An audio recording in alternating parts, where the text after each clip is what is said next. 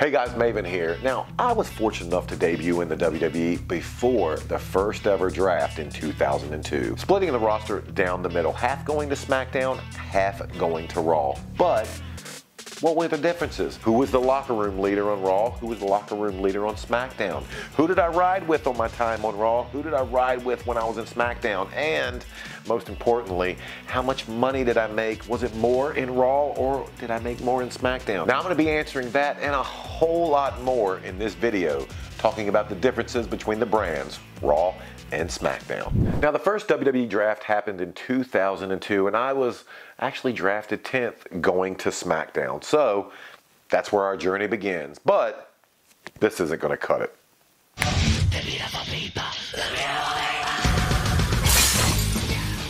Much better.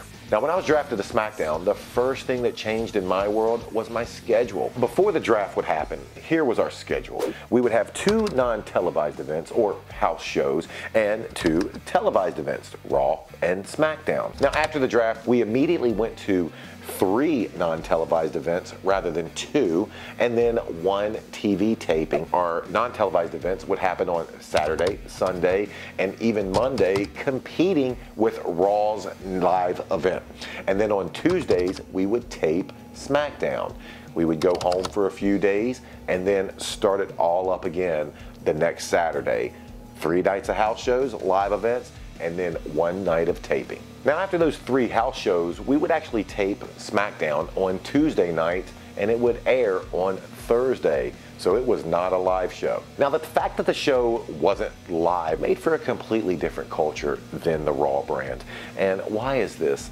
Because we could be a little bit looser. If a promo wasn't perfect, if a spot was missed in a match, if something happened, they always had the benefit of editing it. They could edit out stuff. In fact, when I broke my leg wrestling Christian on SmackDown, they edited probably 3 minutes of that match out when it was live to air. One of the first things I noticed about strictly being on the SmackDown brand was, I don't want to say a laissez-faire attitude backstage, but definitely a more relaxed environment. Since the SmackDown roster and the SmackDown culture was a little bit more relaxed, things weren't as stressed as much as they might have been on a live event.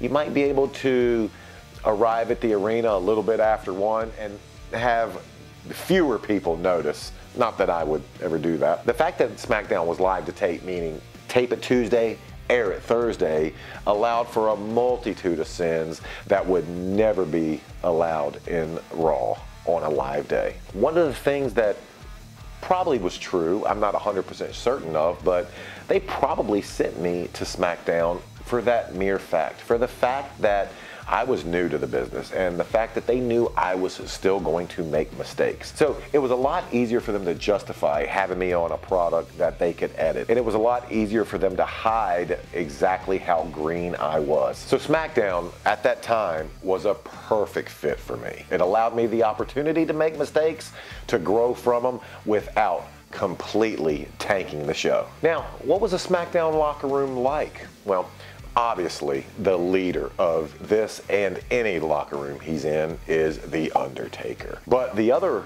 members of that locker room, the other guys on the roster, a lot of times were younger, less established guys, guys that were constantly a little bit worried and fighting for their positioning, guys that maybe had came from WCW, guys that were newer to the business like I was, guys that didn't have a guaranteed spot in the future of the WWE. So each and every week they were scratching and clawing, trying to do anything to make a name for themselves and to prove to the top brass that not only they belonged, but that they could draw money. Now for me personally, when I was on SmackDown, I hung out and rode with guys like Al Snow, obviously, my trainer. I also rode with Devon Dudley. Devon, once I got his anger towards me flipped around, would become one of my best friends and would become one of my go-to guys, one of the guys that I knew I could trust in any situation, was never gonna lead me wrong. And we actually rode together for the entire duration that I was in SmackDown. Guys would jump in the car with us. Mark Henry rode with us a lot. Eki Umaga rode with us as well. Now, The fact that the roster was split, did that change the people in charge? Well, in some cases, yes. In some cases, no. Agents or producers can't be in two places at once. So there was a certain set of producers for Raw and a certain set of producers for SmackDown. But when it came time to the big shows, when it came time to film Raw, the exact same people that were at Raw were at SmackDown at gorilla position. Who do I mean by that? Your Vince McMahon, your Gerald Briscoe, your Pat Patterson, your people that were going to make sure the show was put on to Vince's specifications. It's not like they were missing any of the shows. In fact, Vince was at every show, every live event I can remember. He was the one sitting behind the curtain right there at the top of Gorilla for every show. And Pat Patterson and Gerald Briscoe were not far behind. What was the pay like on SmackDown? Was it different than it was before? Actually, it was, because think about it. Before, and we've discussed this before, and if you don't remember, go back to my video discussing pay. From that video, I talk about when you're on pay sheets, you make more money depending on the size of the crowd. Obviously, less people are going to come to non-televised events than they are the televised events. So you're having an additional non-televised event show, a house show, which doesn't draw as much money, which means your check's going to be a little bit smaller. And naturally, for whatever reason at this time, SmackDown drew less. It just wasn't as big of a draw that Raw was. So technically, did we make less money? We did. 3 non-televised events and 1 televised event is going to lose every time to 2 house shows and 2 televised events. 100 times out of 100. Now, my time on SmackDown was extremely limited. I was only there a few months due to the fact that I broke my leg. And while I was on the shelf, they decided that when they brought me back, when they debuted me back, they would debut me on Raw.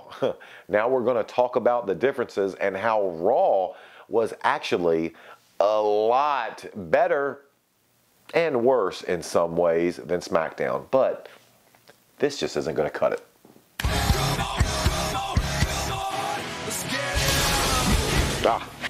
Now I feel back at home. Okay, to talk about the difference between Raw and SmackDown, we have to discuss the most important thing.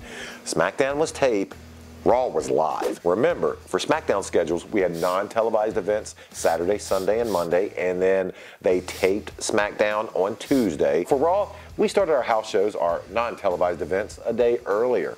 So we were on Friday, Saturday, and Sunday, and then we went live on Monday, and I loved that schedule. It just felt natural leaving on a Friday and knowing that for Friday, Saturday, Sunday, we were going to be wrestling house shows and then having Raw on Monday. And I think it was just a more seamless fit for the fans. I think fans are used to going to wrestling events on Friday, Saturday, and Sunday. And they knew Raw was going to be Monday, so it was a seamless transition. And whenever something's easy and seamless, people are going to want to do it. And when people want to do something, what does that equate to? You got it, more money.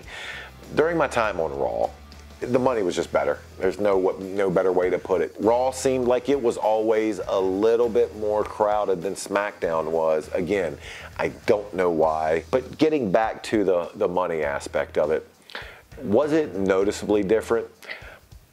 Slightly. I mean, you might make 5 to 10% more just for being on Raw. How did it work during pay-per-views, you might be asking? Well, at the time, they were still, even though we were running 2 different shows, Raw and SmackDown, we would all merge together and seamlessly run 1 pay-per-view. But this was tricky because certain competitors from each brand would be vying for that heavily desired spot on the upcoming pay-per-view because, as we discussed in an earlier video, at the time, and I know it's not like this now, but pay-per-view meant money. I mean, you would make so much more money if you were actually on a show than if you were sitting backstage at the monitor watching the pay-per-view. Trust me, I was on both sides of that equation, and I know I'd like to be in the pay-per-view rather than in my street clothes on the day of the pay-per-view. Now, if you weren't on the pay-per-view, does that mean you didn't get paid? No, of course not. But your pay would be greatly reduced if you weren't on the show. Guys would vie for those positions on the pay-per-view because obviously, you know, you're in this business to try to make as much money as possible, and you're in this business to prolong your career and advance your positioning. The only way to do that is on the biggest stages, and those biggest stages were the pay-per-views. So definitely better to be on the pay-per-view than sitting back and catering, than transferring yourself in front of a monitor for the evening.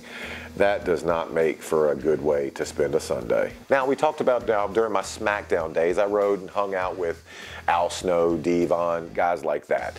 Well, things changed once I got to Raw, and I pretty much immediately started riding with Randy. Randy was literally a guy's guy. He was the top of the food chain in that business, but never acted like it. He was the first one to offer to pay for gas or a meal or whatever. He was the first one to want to split anything. He never big-timed anyone in any way, and he was truly a joy to ride with. I had some of my best moments in life riding in those cars with him. Now, along with riding with Randy, occasionally other people would jump in the car with us as well. One of the ones that rode with us frequently was Stacy Keibler. Now, Stacy was always great to have because she kept Randy and I on our toes and out of trouble. She was a lot of times the voice of reason, and she was the one that made sure that whenever we were doing something, it wasn't to the point where we was going to be inhibited from getting to our next location. So I thank you for that, Stacy. Now let's look at the difference between the locker room from SmackDown to Raw. And where SmackDown had guys who were more up-and-comers, Raw had more established guys like Kane, Chris Jericho, Chris Benoit, Triple H, who in essence was the locker room leader. And trust me, Raw had your up-and-comers, your guys who were still trying to make their mark, but most of those guys were over on SmackDown. Once you made it to Raw, you kind of felt like you had your place. And I'll be perfectly honest, for me, I was ecstatic when they moved me over to Raw. I always appreciated and I always enjoyed a live atmosphere better. Things just felt different backstage. Things felt crisper. It felt like a tighter running ship. You could definitely see that more emphasis, more importance was placed on timing, getting things done in their proper time. 1 o'clock call time meant a 1 o'clock call time.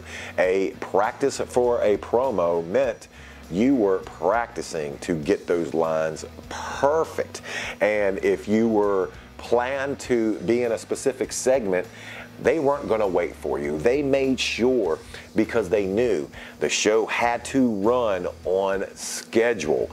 And trust me, you did not want to be that one person that messed that schedule up. When you're on SmackDown, worst case scenario, if you mess up a line in a promo, you can always retape the thing. Well, if you're on Raw, you do not have that luxury.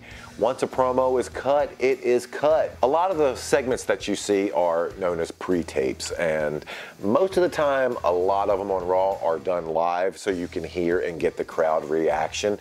But sometimes they're not. Sometimes they're pre-taped, but even still, you're not going to be able to spend forever on them. Most of the time, you're going to get 1, 2, maybe a third take, but the production crew can't spend forever trying to get a simple 30-second pre-tape done. So the pressure was always on to perform. I remember the night that I was the Raw general manager. It was in Indianapolis, and I was involved in, I want to say, probably 10 or 11 segments of that night. That was 10 or 11 more segments than I was normally in. So I had to learn lines. I had to learn staging. I had to learn promos. I had to also have my match with Hunter. I was literally moving and working and prepping the entire day. And that night, at the end of that night, when I got through Gorilla and immediately saw Vince, and he, gave me his approval and told me, amazing job. It meant so much more. Why? Not because it was coming from Vince. Of course, it's great hearing it from Vince, but because it happened on a live show. There was literally no room, zero room for error. And knowing that I was able to perform in a live environment like that, it felt so good. So now we've went over both shows, SmackDown and Raw, and we've discussed what the differences are in each. Question is, which one did I prefer being on it? Was it the laid-back, lackadaisical atmosphere of SmackDown, or was it the pressure and the schedule that I preferred on Raw? Well, no mystery here. It was most definitely Raw. Like I said, I just liked the pressure of performing in front of a live audience, being on a live show, knowing that millions of people were going to watch you that night. And obviously, if you made a mistake, there was nowhere to run, nowhere to hide, no rock you could crawl under. I felt like that brought the best out in me. I felt like that brought the best out in the entire company, because I might be wrong, but I think if you talk to other wrestlers of that time, I think they would tend to say the exact same thing, that the atmosphere at a Raw show was just a little bit different than it was on SmackDown. And knowing those guys being like me, they appreciated the small nuances, the subtle differences of what it took to put on a live broadcast as opposed to a taped one.